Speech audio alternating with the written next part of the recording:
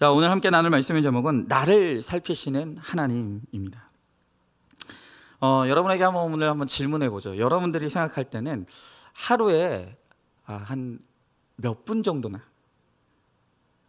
내 아내와 남편의 얼굴을 보시는 것 같습니까? 한번 잘 생각해 보세요. 내가 하루에 한 얼마만큼 내 아내의 얼굴을 바라보고 또 내 남편의 얼굴을 바라보는 것 같습니까? 여러분 오늘 한번 집에 가서 한번 실험을 해보시기 바랍니다. 꼭 한번 실험해 보실 게 뭐냐면, 오늘 집에 가시면 소파에 앉으셔서 1분만 우리 남편과 아내의 서로 얼굴을 한번 바라보는 시간을 한번 가져보라는 것이죠. 여러분 만약에 오늘 집에 가서 이 실험을 해보면 딱 1분만 서로의 얼굴을 바라보는 시간을 가져보면 여러분들이 반드시 깨닫게 되는 사실이 있습니다. 그것은 그 1분이 이 세상에서 가장 큰 1분이라는 것을 여러분은 반드시 알게 될 것이에요. 여러분 참 이상하죠. 사랑해서 결혼했잖아요.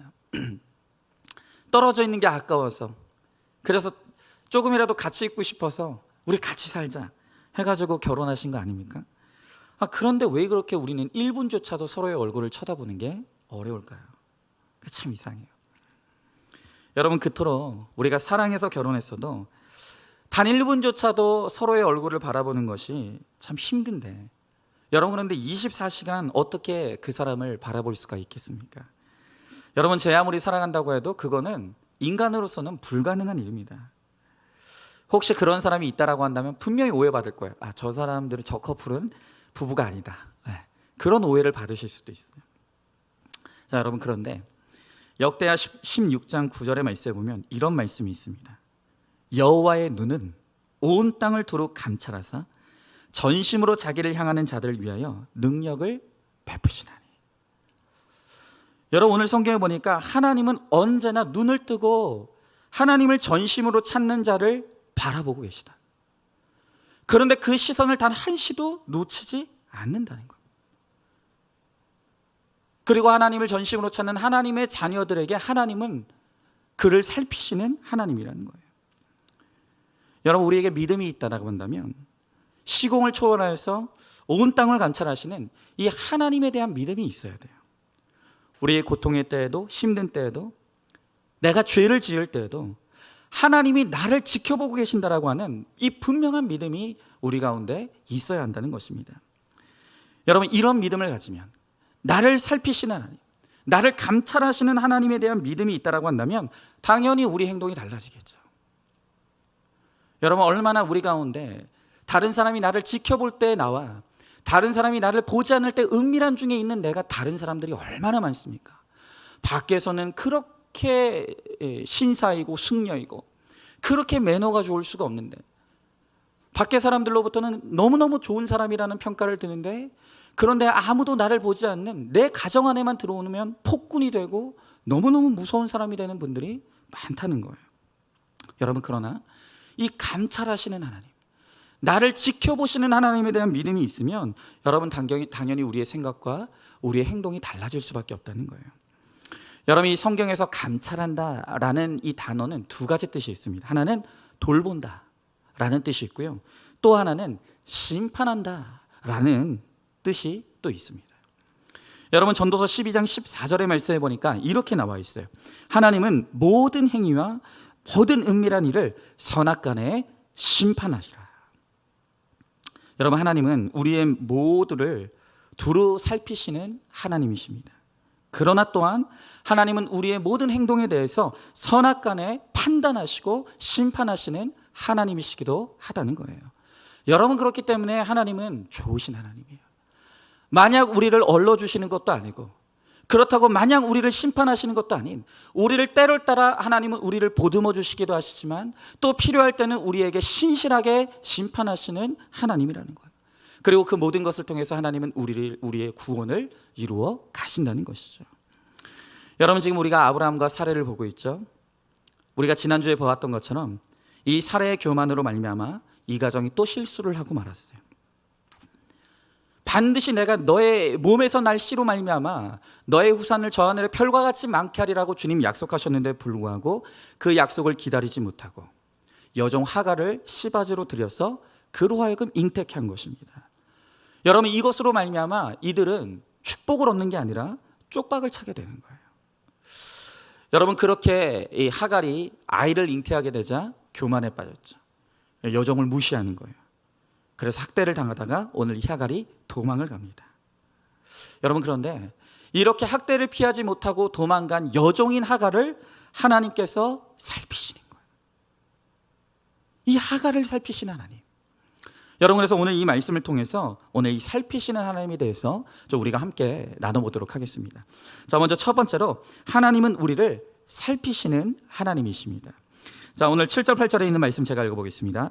여호와의 사자가 광야의 샘물 곁 곧 술길 샘 곁에서 그를 만나 이르되 사라의 여종 하갈아 내가 어디에서 왔으며 어디로 가느냐.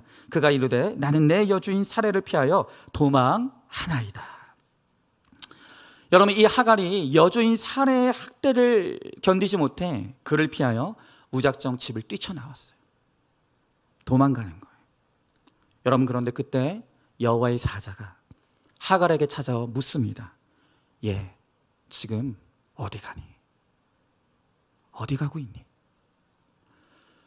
여러분, 지금 이 하나님의 사자가 이 하갈을 향해 너는 지금 어디를 가고 있느냐? 라고 물을 때 그 말의 의미가 무엇입니까? 도망가지 말라는 거예요. 도망가면 안 된다는 거예요. 여러분, 비록 그 집에 학대가 있지만 그렇다 할지라도 바로 이곳이, 이 아브라함과 사라가 있는 이곳이 하갈의 구원을 위해서 하나님이 허락하신 가장 축복의 장소예요. 그런데 이 하갈이 조금 고난이 왔다고 해서 그 고난이 싫다고 그 집을 도망쳐 떠나온 거예요. 여러분이 원래 이 하갈은 애굽에서 살던 애굽의 여종이었어요. 그런데 아브라함과 사라를 만나서 함께 축복의 땅으로 와서 이렇게 구원을 이루며 가고 있는 거예요. 여러분, 그렇기 때문에 이 하갈에게 있어서는 아브라함의 집에 붙어 있는 것이 최고의 축복인 거예요. 그런데 그녀가 이 고난이 싫다고 그 집을 뛰쳐나온 것이죠. 자, 전도서 10장 4절의 말씀에 보니까 이런 말씀이 있습니다. 주권자가 내게 분을 일으키거든 너는 내 자리를 떠나지 말라. 공손함이 그 허물을 용서받게 하느니라 라고 합니다. 여러분, 배우자가 분을 내어도 떠나지 말라는 거예요. 오늘 우리가 간증을 통해서 들었던 것처럼 이 배우자가 맨날 도박에 빠져가지고 그렇게 집에 들어오지 않는다 할지라도 그 집을 떠나서는 안 된다는 거예요. 그것이 공손이고 그 공손함이 있으면 큰 허물도 용서받을 수가 있다고 말씀하시는 거예요. 여러분, 그래서 부부싸움을 해도 짐을 싸고 나가면 안 됩니다. 여러분, 결혼생활 10년, 20년 이상 해보신 분들은 집 한 번쯤 나가본 경험들 다 있으시죠? 네? 마치 나는 그런 사람이 아닌 것처럼 너무 평안하고 거룩한 얼굴로 계시지 마시고, 네, 다 있을 거예요. 그러면 안 돼요. 싸워도 인상 쓰지 말고 밥 먹을 거 다 챙겨 먹고 절대로 집을 먼저 나가서는 안 됩니다. 붙어만 있어야 돼요. 여러분, 그러면 반드시 승리하게 된다는 거예요. 아무리 문제가 많아도 너무너무 힘든 식구가 나를 못 살게 굴어도 그들과 함께 있는 것이 나의 거룩을 이루는 이 축복의 장소가 되는 거예요. 여러분, 나 홀로 광야에서 버려지는 것보다 그것이 나아요. 여러분, 내 가정은 내가 죽을 때까지 지켜야 할 바로 그 장소라는 거예요. 그래서 저희도 얼마 전이었어요. 얼마 전에 저희 가정에서 이제 가정 큐티 예배를 드리면서 우리 가족들끼리 한 가지 약속한 게 있어요. 그게 뭐냐면 우리가 싸울 수 있다. 저와 제 아내가 싸울 수 있고 또 자녀들과 또 부모가 갈등하는 일이 있을 수 있죠. 자, 그런다 할지라도 저희 가정에서 그날 큐티 예배를 드리면서 이 원칙을 세운 게 뭐냐면 절대로 싸웠더라도 하루를 넘기지 말자. 하루를 넘기지 말고 반드시 잠자기 전에 화해하고 잠자자. 만약에 누군가 갈등하고 싸웠다가 화해를 청했는데 그 화해를 받아주지 않고 하루를 넘기면 화해를 받아주지 않은 그 사람이 하루에 10,000원씩 물기, 벌금 10,000원씩 내기. 그럼 이틀 가면 얼마예요? 2만 원이죠. 3일 가면 얼마예요? 3만 원이죠. 그러니까 우리 둘째 아들이 물어요. 아빠, 그러면 1년 동안 화해 안 하면 어떻게 되는 거냐고. 순간 계산이 안 되더라고요. 그래서 하여튼 계산을 잘해서 하루만큼 10,000원씩 무는 거다. 그랬더니 반드시 그렇게 하겠다고. 여러분, 행여나 감정 절제가 안 돼서 문을 박차고 밖으로 나갈 수도 있어요. 그러나 다시 돌아와야 돼요. 절대로 단 하루라도 밤을 새우면 안 됩니다. 여러분, 그래야 이 영적 전쟁에서 우리가 승리할 수 있는 거예요. 여러분, 그런데 지금 이 하갈이 어디로 가고 있습니까? 하나님께서 그의 구원을 위해 허락하신 그 약속의 장소에 고난이 왔다고 해서 거기를 떠나 지금 어디로 가려고 합니까? 오늘 본문의 7절에 보니까 광야의 샘곁 곧 술길이라는 곳에 이 하갈이 있다 그랬어요. 여러분, 이 술길이라는 것은 애굽으로 가는 길목에 있는 바로 그곳이에요. 그러니까 이 하갈이 지금 약속의 장소를 떠나서 어디로 가려고 하는 거예요? 그가 예전에 거하던 애굽으로 가려고 하는 거예요. 아까도 말씀드렸죠? 하갈은 애굽 여자예요. 과거에는 애굽의 문화와 또 애굽의 정서에 푹 빠져 살던 세상 여자예요.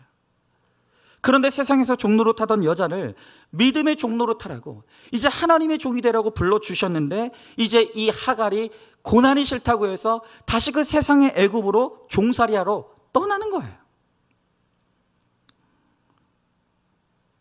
여러분, 우리도 마찬가지죠.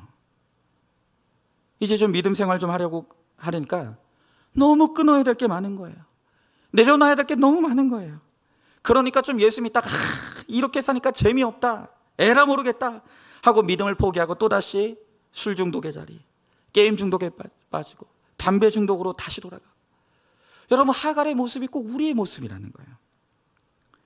여러분, 이렇게 우리가 도망가서 하나님의 눈에서 벗어나면 가장 좋은 게 뭐겠습니까? 죄를 지어도 죄책감이 없는 거예요. 왜 자꾸 우리가 하나님을 떠나려고 할까요? 이유는 딱 하나예요. 죄를 지어도 죄책감이 없기 때문인 거예요. 여러분, 이 하나님의 감찰을 벗어나면 결국 죄에 빠져 살 수밖에 없습니다. 중독에서 벗어날 길이 없는 거예요. 여러분한테 중요한 게 무엇이냐? 이렇게 우리가 날마다 하나님의 낯을 피해서 이 도망가서 죄 가운데 빠져 살면 나만 죄 가운데 빠져 사는 것이 아니라 나의 죄를 우리의 자녀들도 그대로 답습한다는 거예요. 여러분, 이거 중요합니다. 부모가 중독에 빠져 살면 그 가정에서 자란 자녀들도 부모의 중독을 혐오하는 것 같지만 결국엔 자라서 똑같이 부모의 모습을 닮아가는 거예요. 여러분, 오죽하면 욕하면서 닮는다는 말이 있지 않습니까? 여러분, 이게 너무너무 무서운 거예요. 여러분, 우리 아이들이 날마다 허건날 술 마시며 술 중독에 빠져있는 나를 향해서 우리 아이들이 묻는 거예요. 아빠, 왜 그렇게 아빠는 술만 마시면 우리들에게 소리를 지르고 폭력을 행하는 거야? 아이가 알코올 중독자인 아빠에게 이렇게 질문하면 아빠는 말하는 거예요. 아빠가 속상한 일이 많아서 그래. 직장에서 안 좋은 일이 많다 보니까 어쩔 수 없이 마시는 거야. 여러분, 이런 식으로 자녀들에게 합리화하는 거예요. 여러분, 그런데 정말 솔직하게 술 많이 마시는 분들 한번 얘기해 보세요. 정말 속상해서만 마셔요? 아니잖아요. 재밌으면 재밌어서 마시고, 즐거우면 즐거워서 마시고, 비 오면 비 와서 마시고, 날이 맑으면 날이 맑아서 마시고. 여러분, 사실은 술을 마시는 이유는 딱 하나예요. 좋아서 그래요. 좋아서 그런 거예요. 근데 우리의 자녀들에게 나의 중독과 죄를 자꾸 합리화하는 거예요. 근데 무서운 게 뭡니까? 그 죄에 대한 합리화를 아이들에게 이야기하면 아이들이 그걸 배운다는 거예요. 그래서 그 환경에서 자란 아이들은 친구들이 야, 너희 아빠 맨날 술 마셔서 너 얼마나 힘드니? 물으면 아이가 뭐라고 합니까? 아니야, 우리 아빠 힘든 일이 있어서 마시는 거예요. 우리 아빠 일이 힘들어서 마시는 거야. 아이도 그것을 합리화하는 거예요. 아빠에게 배운 그대로 죄를 죄로 인정하지 않고 합리화하는 법을 아이들이 배운다고요. 여러분, 이런 과정을 통해서 아이들은 이 부모가 지니고 있던 중독의 자기 기만과 전형적인 이 중독의 합리화의 논리를 자기도 모르게 답습하고 터득해 가는 거예요.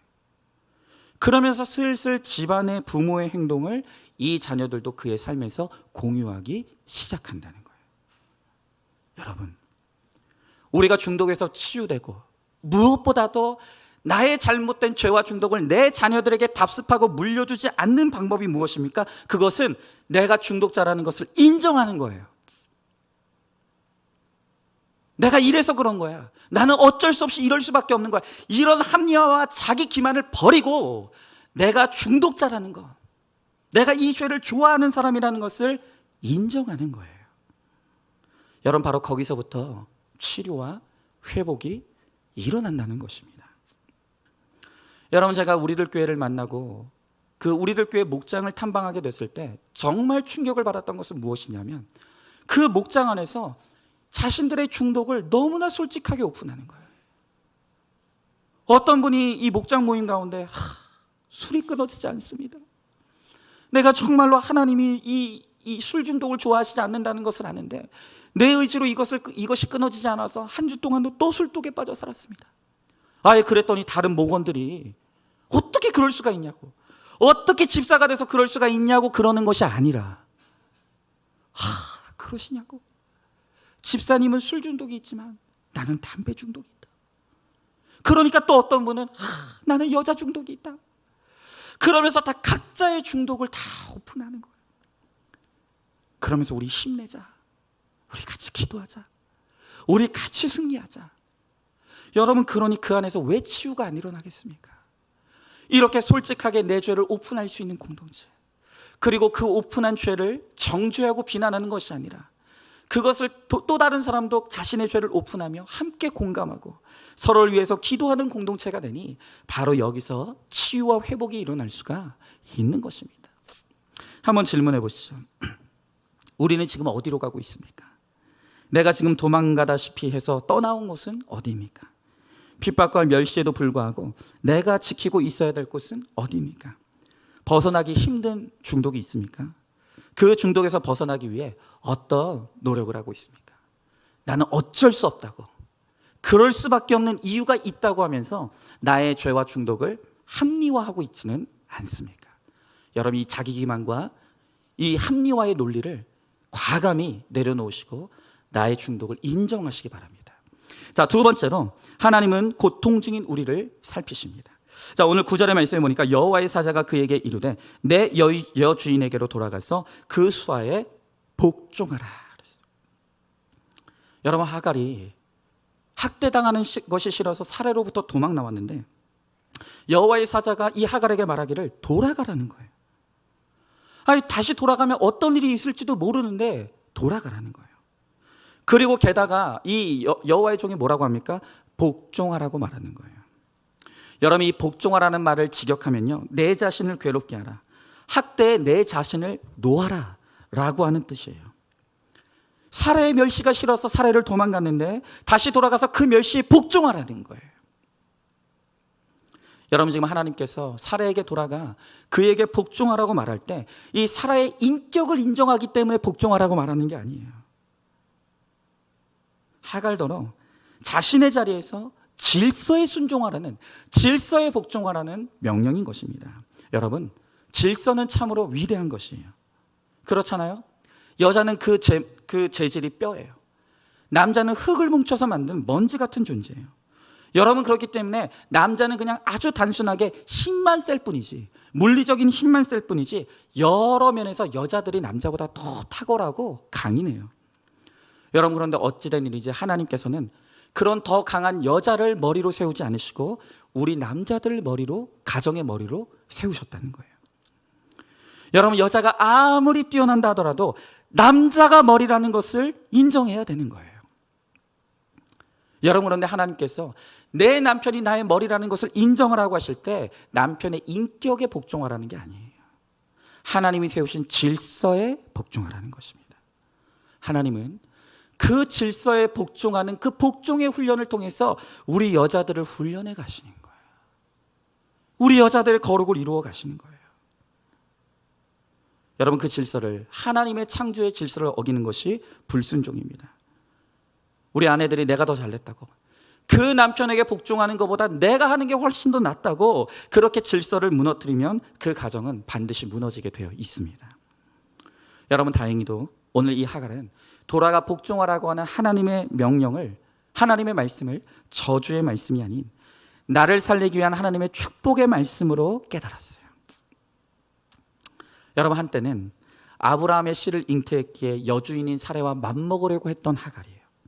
하지만 이제 이 여호와의 종의 이 명령을 통해서 자신이 비천한 종이라는 것을, 내가 나의 주제 파악을 못하고 하나님의 질서를 깨뜨리려고 했다는 것을 인정하고 이제 다시 종의 자리로 들어가서 그 질서에 순종하는 이제 거룩을 이루어가는 거예요. 여러분, 이렇게 하갈이 하나님의 말씀에 순종해서 다시 돌아가기를 결정하니까 하나님께서 이 하갈에게 세 가지 축복을 주시는 거예요. 자, 10절부터 11절의 말씀에 보니까 이렇게 나와 있죠. 여호와의 사자가 또 그에게 이르되 내가 내 씨를 크게 번성하여 그 수가 많아 셀 수 없게 하리라. 여호와의 사자가 또 그에게 이르되 내가 임신하였은즉 아들을 낳으리니 그 이름을 이스마엘이라 하라. 이는 여호와께서 내 고통을 들으셨음이니라. 여러분, 이렇게 말씀에 순종하여 이 질서에 복종하는 이 순종을 이루고자 할 때 하나님께서 이 하갈의 자식이 크게 번성할 것이라고 약속하십니다. 또 그 자손을 셀 수 없이 많이 주시겠다고도 축복하시는 거예요. 그리고 하나님께서 이 하갈의 고통을 들으셨다 합니다. 하갈이 하나님께 자신의 고통의 문제를 기도할 때 하나님께서 그의 기도를 들어주셨다는 거예요. 받아주셨다. 비록 하갈이 학대가 싫어서 그 자리를 도망갔지만 그 도망간 자리에서라도 말씀을 깨닫고 다시 내가 여주인의 종임을 깨닫는 이 순종의 자리로 들어갈 때 하나님께서 아들을 주시고 그의 고통을 살펴주시는 하나님께서 은혜를 주시더라는 거예요. 자, 그런데 오늘 12절의 말씀에 보니까 그가 사람들 중에 들나귀같이 되리니 그의 손이 모든 사람을 치겠고 모든 사람이 손을 그칠지며 그가 모든 형제와 대항하여 살리라 하니라. 자, 분명히 하나님께서 이 하갈의 순종을 기쁘게 받으셔서 그에게 이스마엘이라는 아들을 주신다고 했는데 근데 이 이스마엘이 나중에 들나귀같이 된다는 거예요. 여러분, 성경에서 들나귀는 아주 부정적인 상징이에요. 들나귀는 사람이 없는 들이나 광야에 사는 길들여지지 않은 야생 이 나귀를 의미하는 것이죠. 여러분, 그래서 성경에는 지각이 없는 사람을 비유로 들나귀라고 말하고 있고 끊임없는 욕정으로 가득 찬 사람을 일컬어서 광야에 익숙한 암들나귀다 이렇게 비유하는 거예요. 그러니까 이 하나님의 은혜로 하갈이 이스마엘이라는 아들을 낳고 이 이스마엘도 많은 후손을 얻게 될 것이지만 그런데 이 이스마엘이 끊임없이 사람들과 충돌하고 갈등을 맺게 된다는 거예요. 분쟁이 일어난다는 거예요. 여러분, 왜 그렇습니까? 비록 이 하갈이 순종은 했지만 그러나 그는 약속의 아들이 아니에요. 부정한 방법으로 얻은 아들이에요. 여러분, 그렇기 때문에 이 아들이 결코 약속의 장자가 될 수는 없다는 거예요. 여러분, 하갈의 입장에서는 좋다가 말았어요. 여러분, 그래도 그게 어딥니까? 장차 이 아들이 많은 일로 수고하게 될 것이지만 이 아들을 통해서 이 하갈의 구원은 이루어진다는 거예요. 오늘 주님께서 하갈을 향해서 너희가 죽지 않고 살 것이라고. 비록 이 아들이 많은 수고를 하게 될 테지만 그러나 이 아들의 수고를 통해서 너는 절대 죽지 않고 살 것이라고 분명히 하나님께서 말씀하시는 거예요. 여러분, 여호와의 사자가 와서 하나님이 허락하신 구원의 땅을 떠났던 하갈이지만 오늘 9절부터 12절의 말씀에 4번씩이나 이 천한 여종인 하갈에게 하나님이 약속을 주시는 거예요. 여러분, 그래서 이 하갈이 너무 감사한 거예요. 나 같은 게 뭐라고? 내 주인도 무시하는 나인데, 하나님의 약속의 땅을 버리고 떠나려고 했던 나인데 어떻게 나 같은 자에게 이런 은혜를 주시는가? 그래서 오늘 13절 14절에 보니까 하갈이 뭐라고 고백합니까? 이렇게 고백합니다. 하갈이 자기에게 이르신 여호와의 이름을 나를 살피시는 하나님이라 하였으니 이는 내가 어떻게 여기서 나를 살피시는 하나님을 배웠는고 함이라. 이러므로 그 샘을 부엘 라헤로일이라 불렀으며 그것은 가데스와 베레 사이에 있더라 그랬어요. 여러분, 과거에 믿음 없이 세상의 애굽에서 허랑방탕하게 살던 신분에 불과하던 하갈이 나를 살피시는 이 살아계신 하나님에 대한 믿음의 고백을 하는 거예요. 또 그것을 영원히 기억하겠다고 그 샘 이름을 부엘 라헤로이라고 그렇게 부르는 거예요. 여러분, 이렇게 귀하게 여길 이유가 하나도 없는 자신에게 하나님의 사자를 보내주시고 약속의 말씀까지 주시니 오늘 이 하갈이 너무 감격하는 거예요. 내가 뭐라고?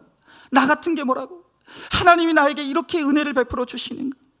오늘요, 하나님께서 하갈을 너무너무 보살펴 주시는 거예요. 이렇게 실수하고 넘어졌지만 그 넘어진 자리에서도 그를 이렇게 보살펴 주시는 거예요. 그래서 하갈이 하나님께 영광을 돌립니다. 자, 여러분, 이렇게 하나님께서 하갈을 살뜰하게 따뜻하게 보살펴 주세요. 자, 그러면 반면에 같은 갈등 구조에 있었던 이 사례는 하나님이 어떻게 보살펴 주실까요? 이제 우리가 그것을 또 보길 원하는데요. 먼저 한번 질문해 보죠. 여러분 지금 고통 중에 있습니까? 그 고통의 원인이 무엇입니까? 그 고통을 하나님께 아뢰고 있습니까? 하나님의 질서에 잘 순종하고 있습니까? 순종이 되지 않는 나의 문제는 무엇입니까? 불순종에도 불구하고 내가 누리고 있는 육적인 축복이 무엇입니까? 내가 영원히 기억해야 할 나의 부엘 라헬로이는 어디입니까? 자, 마지막 세 번째로 하나님은 속지 않으시고 죄악을 살피십니다. 자, 오늘 15절 16절의 말씀에 보니까 하갈이 아브라함의 아들을 낳음에 아브라함이 하갈이 낳은 그 아들을 이름하여 이스마엘이라 하였더라. 하갈이 아브라함에게 이스마엘을 낳을 때 아브라함이 86세였더라 그랬어요. 여러분, 우리가 지금 앞서 보았던 것처럼 하나님은 고통 중에 기도하는 하갈의 기도를 들으시고 그에게 약속을 주시며 그를 따뜻하게 살펴주시는 거예요. 자, 그렇다면 아까도 말씀드렸잖아요. 하갈은 이렇게 따뜻하게 대해주시는데 같은 갈등 구조에 있었던 이 사례, 여주인인 사례는 하나님께서 어떻게 살피실까요? 자, 오늘 15절 16절에 이 짧은 구절에 아브라함의 아들을 하갈이 낳았다고 하는 이 말이 3번이나 기록이 돼요. 그런데 이 기록 안에는 사례의 이름이 단 한마디도 언급이 되어 있지 않아요. 사례가 지금 소외되고 있는 거예요. 여러분, 이 사례는 하나님의 약속의 말씀을 믿지 못하고 부정한 방법을 통해서 자신이 세움을 얻고자 했습니다. 그러나 하나님은 그것이 하나님의 방법이 아니었기 때문에 그 방법을 하나님께서 받아들여 주지 않으시고 이 사례는 세움을 입지 못해요. 여러분, 그래서 하나님께서 이 사례에 대해서 오늘 침묵하십니다. 오늘 하나님께서 이 사례에 대해서 침묵하셨다는 말의 뜻은 무엇이냐면 하나님이 그와 잠시 단절하셨다는 거예요. 단절됐다는 거예요. 여러분, 생각해 보십시오. 우리 자녀들이 이 부모님을 잠시라도 잊어버린다고 생각했어요. 여러분, 저도 제가 5살 때인가 6살 때 지금도 기억나요. 5살 때인가 6살 때 부모님이랑 동물원을 갔었어요. 근데 그만 많은 인파 속에서 제가 부모님을 잃어버렸어요. 그때 얼마나 많이 울었는지 몰라요. 그러다가 그 동물원에 이제 관리하시던 분들이 있을 거 아니에요. 그분들이 제가 울고 있는 걸 보고 이 방송실에 데려가가지고 방송을 해가지고 어머니가 저를 다시 찾아왔어요. 여러분, 그런데 그 잠시 떨어져 있던 그 어린아이 때 그 기억이 얼마나 무서운 기억이었는지 제가 지금 40이 넘었는데도 그때 그 기억이 떠나질 않아요. 여러분, 그런데 하나님께서 이 사례와 단절하셨어요. 여러분, 우리는 영이 살아난 존재예요. 영이 살아난 우리가 느낄 수 있는 가장 큰 고통이 무엇인지 아십니까? 그것이 바로 하나님과 단절되는 거예요. 하나님이 이 사례와 단절하셨다는 거예요. 왜요? 잘못된 방법으로 세움을 입으려고 했던 사례에 대해서 하나님이 침묵하시고 단절하심으로 말미암아 오늘 지금 이 사례를 심판하고 계시는 거예요. 여러분 보세요. 사례와 함께 갈등했던 하갈은 따뜻하게 보듬어 주고 계세요. 그런데 반면에 같은 갈등 구조 속에 있었던 사례는 하나님이 이렇게 단절하시는 심판을 주고 계시는 거예요. 왜일까요? 왜 같이 갈등했는데 하갈은 따뜻하게 보살펴 주시고 사례는 왜 이렇게 무섭게 심판하실까요? 왜 그런지 아십니까? 그것은 이 두 사람의 수준이 다르고 이 두 사람에 대한 하나님의 기대가 다르기 때문이에요. 여러분, 아브라함과 사례는 믿음의 조상으로 세울 사람들이에요. 세상 모든 족속의 조상이자 복의 근원이 하게 하시기 위해서 하나님께서 이 아브라함과 사례를 부르셨다는 거예요. 여러분, 그런데 여전히 이렇게 부정하고 잘못된 방법으로 하나님의 약속의 말씀을 믿지 않으니 어떻게 이들이 복의 근원이 될 수가 있겠습니까? 여러분, 사실 당시로서는 이 씨바지로 이 자녀를 얻는 것이 관행이었어요. 아무런 죄가 되지 않았습니다. 그러나 아브라함은 하나님의 자녀예요. 많은 믿음의 사람들의 조상이 되어야 될 사람이에요. 여러분, 그렇기 때문에 아브라함은 세상의 기준으로는 절대로 만족할 수 없는 사람인 거예요. 이 아브라함은 하나님의 기준 앞에서, 하나님의 말씀 앞에서 살아야 될 사람인 거예요. 여러분, 그렇기 때문에 오늘 이 아브라함과 사례는 세상이 기준이 아니라 하나님의 말씀이 기준인 거예요. 하나님의 말씀의 적용을 이루며 살아가야 되는 거예요. 좁은 길, 십자가의 길을 걸어가야 하는 거예요. 여러분, 그런데 이렇게 하나님의 대단한 기대를 한 몸에 받고 있고 하나님의 대단한 역사를 이루어야 될 아브라함과 사례가 하나님의 언약을 무시하고 자기 정욕대로 행했기 때문에 하나님은 무서운 심판으로 오늘 이들을 징계하시는 거예요. 여러분, 복의 근원이 된다는 것은 십자가 지는 인생이 되는 걸 의미하는 거예요. 누구도 희생하지 않고 누구도 자기 십자가를 지지 않고는 복의 근원이 될 수가 없다는 것입니다.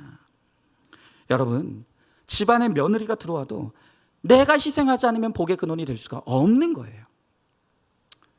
이번 주에 한 성도님하고 제가 이야기를 나누는데 그분이 저한테 그런 말씀하시는 거예요. 목사님, 저는요 결혼한 내 자식들이 우리 집에 온다고 하면 싫어요. 저는 오지 말라 그래요. 그래요. 그래서 제가 왜 그러시냐고. 아니, 자녀들이 결혼해가지고 부모님 찾아뵙겠다고 오는데 왜 못 오게 하시냐고. 그랬더니 이분이 하시는 말씀이 뭐냐면, 목사님, 요즘 시어머니는요 눈치 보는 자리예요. 자식들 오면 편한 게 아니라 자식들 오면 밥, 반찬 이거 다 해먹여야 되고 또 자식들 오면 눈치 봐야 되는 거예요.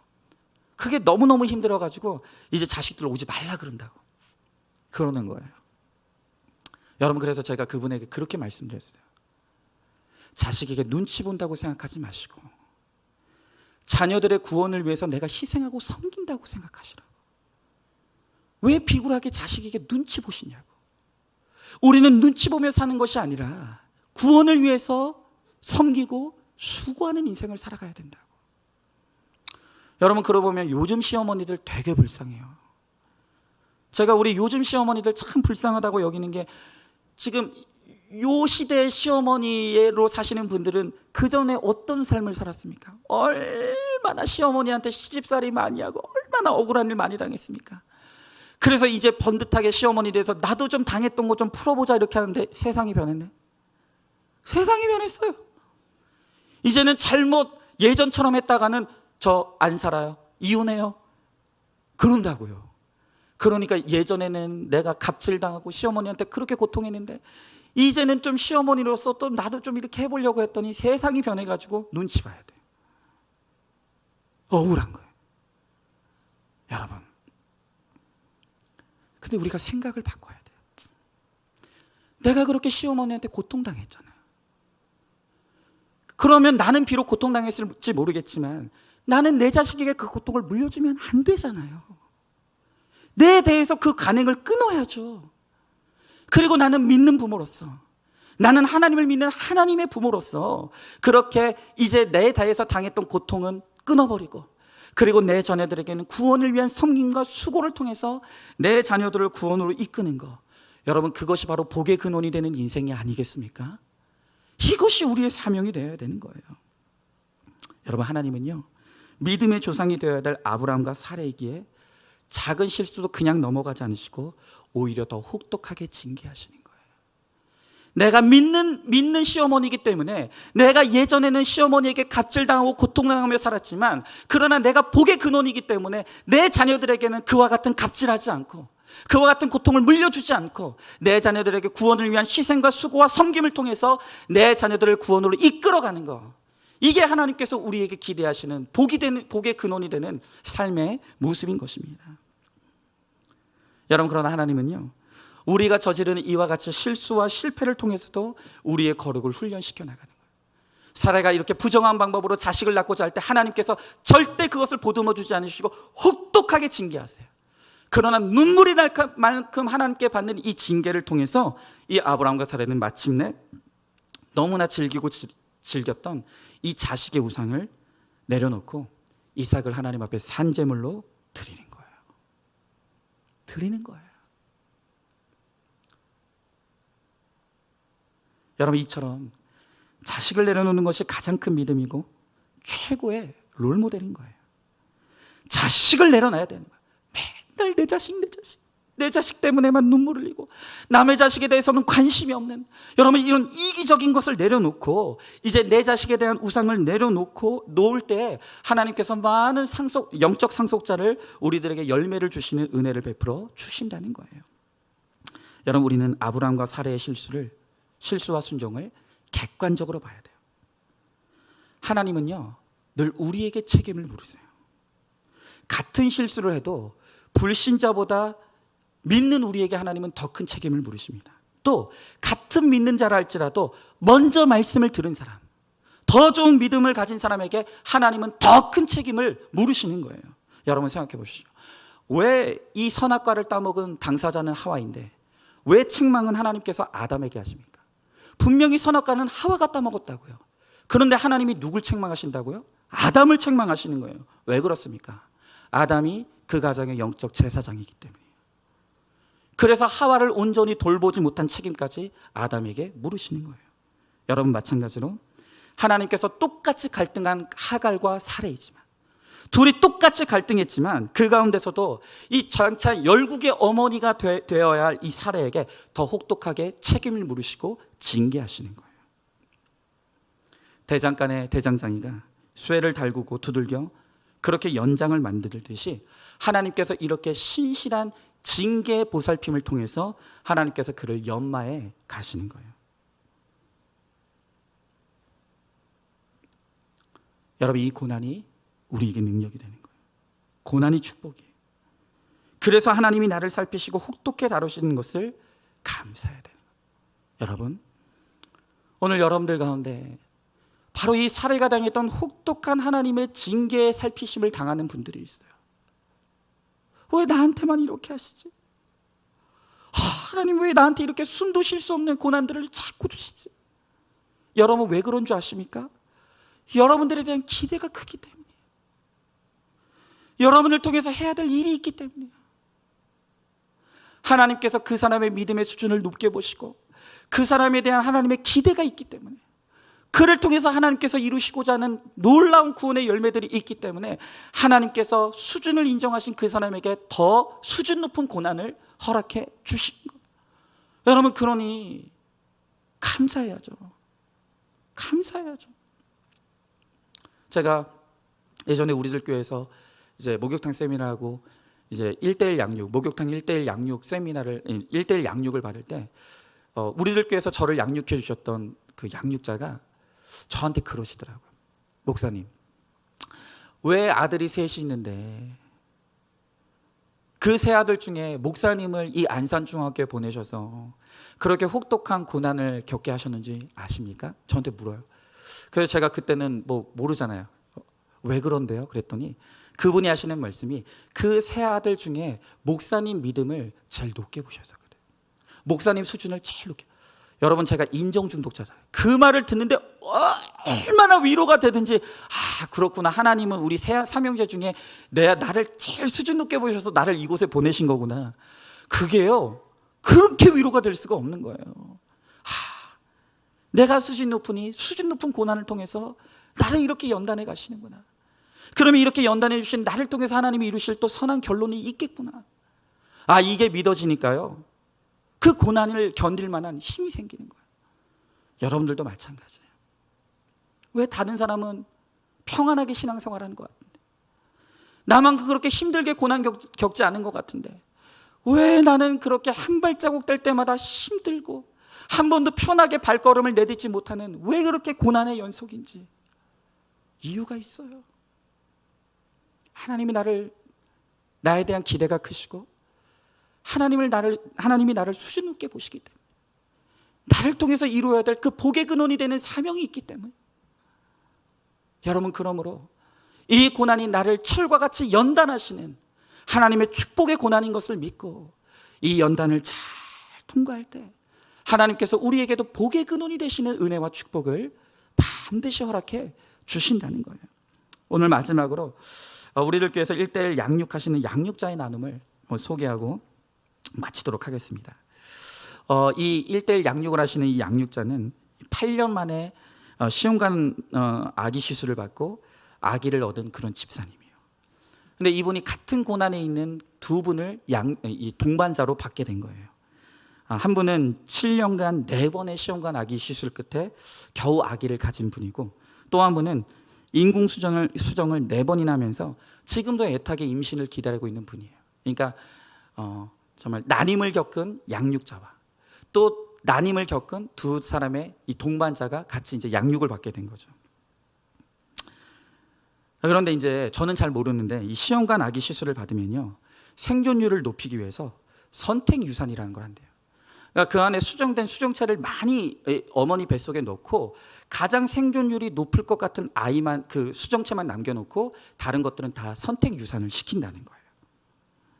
그래서 이 양육자분이 나눔을 하면서 나도 과거에 시험관 아기 시술을 받고 선택 유산을 해서 아이를 낳았다 했더니, 그 중에서 가르침을 받던 동반자분이 대뜸 뭐라고 하냐면 낙태하셨네요?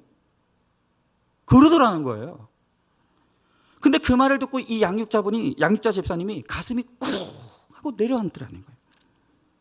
이 집사님은 자식이 없는 고난을 8년 동안 겪다가 시험관 아기 시술을 받고 겨우 쌍둥이를 얻게 되어서 감사한 마음은 있었지만 이 선택 유산이라는 것이 이 죄라는 생각을 단 한 번도 해본 적이 없다는 거예요. 그냥 의사들이 필요해서 하는 시술 정도로만 여겼다는 거예요. 그래서 누군가 이 자신이 낙태했다는 이 죄 고백을 들으면 마음으로 하나님, 나는 적어도 그런 죄는 짓게 해주지 않으셔서 감사합니다 하고 감사 기도를 했다는 거예요. 그런데 동반자가 자신이 선택 유산을 했다는 이야기를 할 때 낙태하셨네요 라는 소리를 듣고는 정신이 펄쩍 들었다. 그리고 무엇이 하나님의 방법인지에 대해 고민하지 않고 그때 묻지 않았다는 걸 깨닫게 됐다는 거예요. 그리고 이제야 그분의 그 입술을 통해서 하나님께서 선택 유산도 죄였다는 것을 하나님이 깨닫게 하셨더라고. 그런 고백을 하시는 거예요. 여러분 한번 생각해 보십시오. 이 세상에 누가 이분에게 선택 유산이 죄라고 그렇게 정죄할 사람이 누가 있겠습니까? 여러분, 이 세상의 기준으로 봤을 때는 그건 죄의 축에도 끼지 못하는 죄예요. 그러나 하나님의 말씀은, 하나님은 그것을 죄라고 말씀하시는 거예요.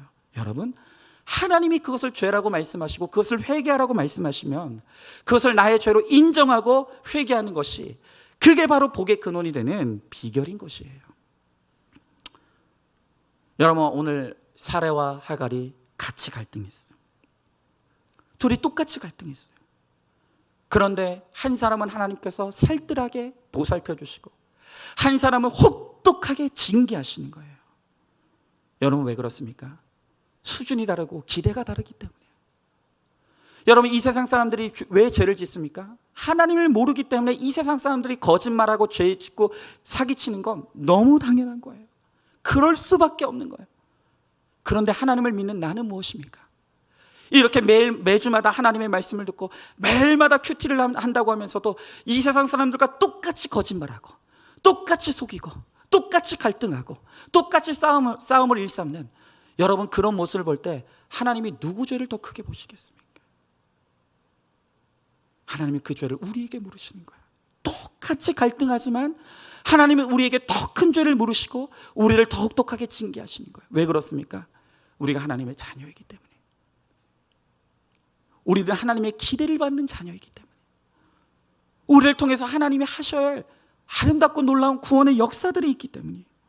그렇기 때문에 하나님께서 오늘도 신실한 징계를 통해서 우리를 살피시고 그것을 통해서 우리를 연단하셔서 우리를 하나님의 기대에 맞는 거룩한 하나님의 자녀로 세워가시는 거예요. 그렇기 때문에 하나님을 믿는 하나님의 백성들에게 당하는 징계는, 그 고난은 축복이고 은혜인 것입니다. 여러분, 하나님이 우리를 살피십니다. 우리는 날마다 그저 하나님이 나를 사랑하기만 해주셨으면 좋겠어요. 그냥 내 인생을 호호 불어가기만 해주셨으면 좋겠어요. 그런데 그렇게 해서는 우리가 거룩해질 수가 없어요. 그거는 갓 예수 믿기 시작했을 때, 갓 이제 하나님을 믿어가기 시작하는 초신자 시절에나 받아야 될 배려이지, 우리가 이제 예수 믿고 믿음의 연수가 늘어나고 우리의 직분이 무거워질수록 이제는 우리는 징계도 달게 받아야 돼. 그 징계를 통해 나를 살피시고 나를 정금같이 연단시키셔서 나를 그렇게 하나님의 기대를 이루는, 나를 통한 하나님의 구원의 열매를 맺는 그런 복의 근원이 되게 하시는 것을 믿고 오늘도 이 고난을 잘 통과하고 잘 걸어감으로 오늘 정말로 하나님의 기대를 만족시키는, 하나님의 기쁨이 되는 저와 여러분 우리 모두가 될 수 있기를 주님의 이름으로 축복합니다. 여러분 이제 우리 함께 찬양하고 기도하기 원합니다. 여러분, 하나님께서 고통 중에 하나님 앞에 기도하는 하갈에게 찾아와 주세요. 내가 절대 죽지 않고 살 것이다. 하나님께서 연약한 우리들을 이렇게 따뜻하게 살피십니다. 그런데 반면에 이 사례는 하나님이 너무너무 모질게 징계하시는 거예요. 매를 때리시는 거예요. 같이 싸웠는데, 같이 갈등했는데 한 사람은 따뜻하게 위로해 주시고 한 사람은 징계하시는 거예요. 왜라고요? 하나님의 기대치가 다르기 때문이에요. 하나님이 보시는 수준이 다르기 때문이에요. 이 자녀는 하나님의 기쁨이 되어야 되기 때문에, 이 자녀에 대한 기대가 크기 때문에 하나님은 혹독하게 징계하셔서 그것으로 그를 양육하시고 훈련시키셔서 세워가십니다. 이것 또한 하나님의 사랑인 거예요.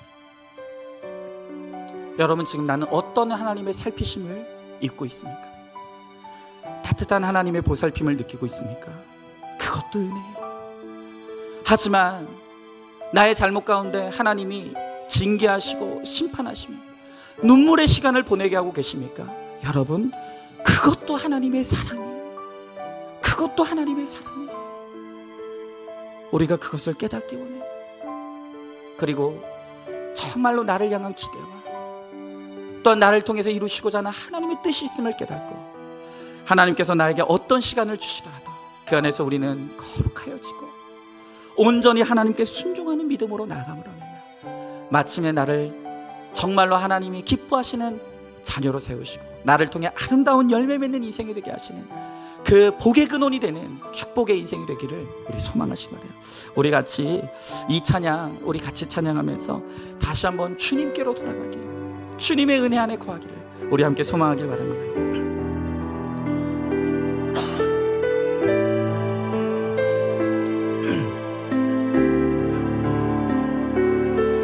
우리 같이 찬양합니다. 십자가 그 사랑, 십자가 그 사랑, 멀리 떠나서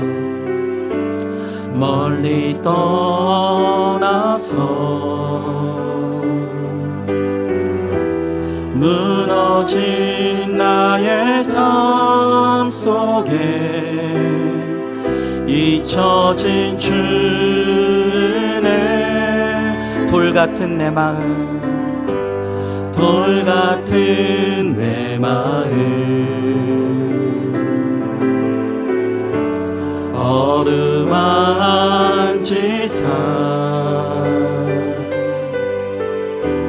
다시 일으켜 세우신 주를 사랑합니다.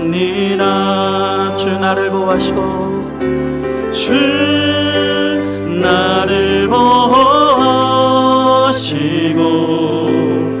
날 붙드시니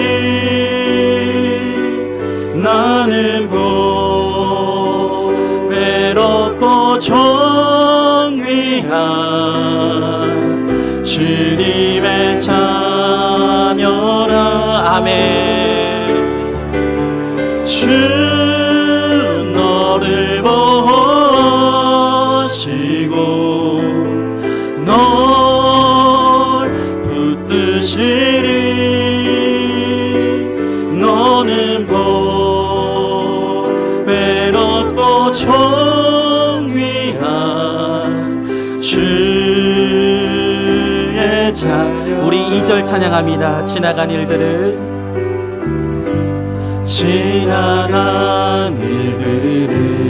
기억하지 않고 기억하지 않고 이전에 행한 모든 일 이전에 행한 모든 일 생각지 않으니 아멘. 사막의 강물과 길을 내시는 주 내 안에 새 일행하신 주만 바라보리라면 주 나를 보호하시고 날 붙드시니 나는 외롭고 존귀한 주님의 자녀라면 주 너를 보호하시고 널 붙드시니 너는 외롭고 존귀한 주 우리 마지막으로 한 번 더 믿음으로 합니다. 주 나를 보호하시고 주 나를 보호하시고 날 붙드시니 나는 외롭고 존귀한 주님의 자녀라. 주 너를 보호하시며 주 너를 보호하시고 널 붙드시니 너는 외롭고 존귀한 주의 자녀라. 아멘. 이 시간 우리 다 같이 한번 기도하기 원합니다. 오늘 이 시간 하나님의 또 따뜻한 보살핌을 받고 있습니까? 그 하나님의 따뜻한 사랑 안에 내가 있습니까?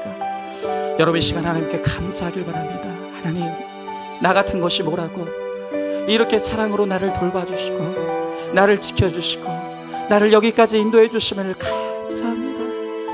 그러나 오늘 우리를 가운데 혹독한 하나님의 징계를 받으며 하나님과 단절된 것 같은 하나님의 침묵 가운데 고통하고 있는 분들이 있으니까 여러분, 그러나 그것조차도 하나님의 사랑이심을 이 시간 이 말씀을 통해 깨닫기 원합니다.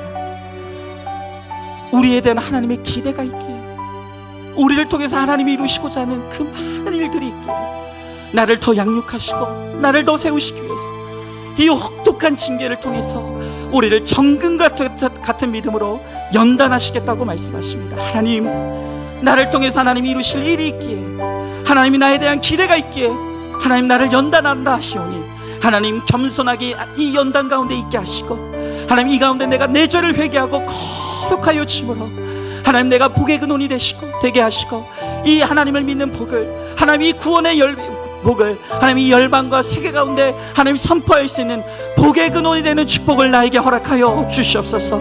우리 간절히 소망하는 마음으로 우리 다같이 말씀을 기억하며 함께 기도하며 나가도록 하겠습니다. 기도하겠습니다. 사랑과 은혜가 충만하신 하나님 아버지, 주님에게 한 사랑과 은혜를 감사드립니다. 오늘도 하나님 아버지 이 말씀이 있는 공동체로 우리를 불러주시고 하나님 앞에 주의 말씀 앞에서 우리를 향한 하나님의 외치심을 우리가 들을 수 있도록 은혜를 베풀어 주심을 감사드립니다. 하나님 아버지, 우리 같은 것이 무엇이라고 죄 가운데 죽을 수밖에 없는 우리의 영혼을 살피시고 하나님 우리의 삶을 살피셔서 오늘도 주의 사랑 안에 거하게 하여 주심을 감사드립니다. 아버지, 일평생 주의 은혜를 고백하게 하여 주옵시고 주의 사랑을 고백하게 하여 주옵시고 주의 사랑에 감사하며 나갈 수 있는 우리가 될 수 있게 하여 주시옵소서. 그러나 하나님 아버지, 오늘 우리 사랑하는 성도들 가운데 하나님의 눈물 나는 고난과 징계 가운데서 신음하고 고통하고 있는 우리 성도들이 있습니다. 주여 하나님 아버지, 그들을 살펴 주시옵시고, 아버지 하나님, 이 징계가 우리를 향한 내버려 두심이 아닌 하나님 우리를 천국과 같은 믿음으로 연단하시기 위하심이며, 또 하나님 아버지 우리에 대한 기대가 있으시기에 우리를 통해서 이루실 일이 있기에 하나님 아버지 우리를 훈련시키심을 우리가 믿게 하여 주시옵시고, 아버지 날마다 이 고난 가운데 내 죄를 보며 회개할 수 있게 하시옵시고, 하나님 거룩한 하나님의 사람이 되어서 복의 통로, 복의 근원이 되어질 수 있도록 하나님 은혜를 베풀어 주시옵소서. 하나님 아버지 함께하여 주시옵소서. 이 말씀이 표징이 되고 약속이 되는 은혜를 허락하여 주시옵소서. 믿습니다. 하나님 감사합니다. 우리 같은 것이 무엇이라고 날마다 같은 죄의 자리에 빠져 허우적거리고 하나님을 끊임없이 떠나고 멀리하려는 우리이지만, 우리같이 죄의 종으로 살아갈 수밖에 없는 무익한 인생을 하나님 부르셔서 주의 종으로 삼아주시고 구원의 은총을 베풀어 주심을 감사드립니다. 하나님, 내가 오늘 이 시간 누리는 모든 것들이 하나도 당연한 것이 없으며 오로지 모든 것이 나를 향해 나를 살피시고 나를 사랑하시는 하나님의 은혜인 것을 깨닫게 하시고 모든 것에 하나님께 감사하며 영광 돌릴 수 있는 우리 모두가 되게 하여 주시옵소서. 하나님, 그러나 오늘 이 시간도 우리 사랑하는 성도들 가운데 하나님의 혹독한 징계와 불같은 연단의 시간을 보내고 있는 성도들이 있음을 바라봅니다. 하나님 아버지, 이 연단이 너무너무 힘들고 때로는 고통스럽고 왜 나만 이렇게 힘든 길을 가야 하는가, 때로는 원망도 되지만 하나님, 이것이 나를 향한 하나님의 기대가 있기에, 또한 나를 통해서 하나님이 이루실 일들이 있다고 하시기에 하나님께서 우리에게 사랑하셔서 주시는 훈련과 연단임을 깨닫게 하여 주시옵시고, 이 연단 가운데 부지런히 회개하며 거룩을 이루므로 말미암아 마침내 이 세상 가운데 복의 통로가 되며 복의 근원이 되는 하나님의 축복의 자녀가 될 수 있도록 하나님 우리 가운데 함께하여 주시옵소서. 이 말씀이 오늘 우리에게 표징이 되며 우리에게 약속이 되게 하여 주옵시고, 이 말씀을 나를 향한 하나님의 음성으로 듣는 모든 자들에게 이 말씀의 성취가 이루어지는 놀라운 은혜와 축복을 허락하여 주시옵소서. 우리 주님께서 반드시 그렇게 하여 주실 줄 믿사오며 사랑이 많으신 우리 예수님 이름 받들어 기도드리옵나이다. 아멘.